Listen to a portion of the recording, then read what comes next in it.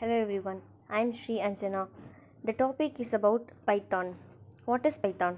Python is a computer programming language often used to build websites and software, automate tasks, and conduct data analysis. Python is a general purpose language, meaning it can be used to create variety of different programs and isn't specialized for any specific problems.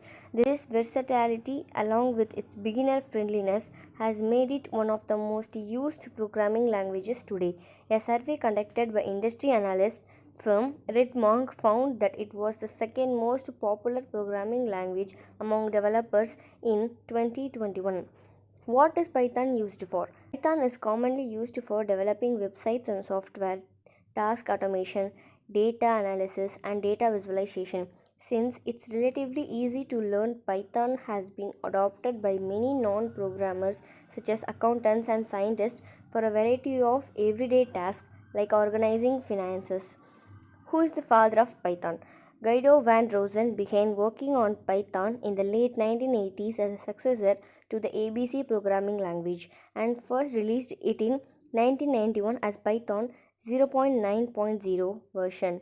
Python 2.0 was released in 2000 and introduced new features such as list comprehensions, cycle detecting, garbage collection, reference counting, and Unicode support.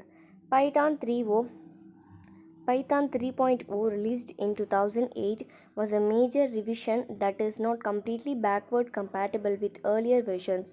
Python 2 was discontinued with version 2.7.18 in 2020. What is the use of Python?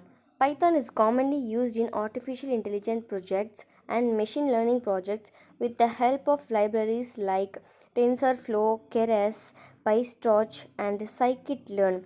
As a scripting language with a modular architecture, simple syntax, and rich text processing tool, Python is often used for natural language processing. Python can be also used to create games with libraries such as Pygame, which can make 2D games. Thank you.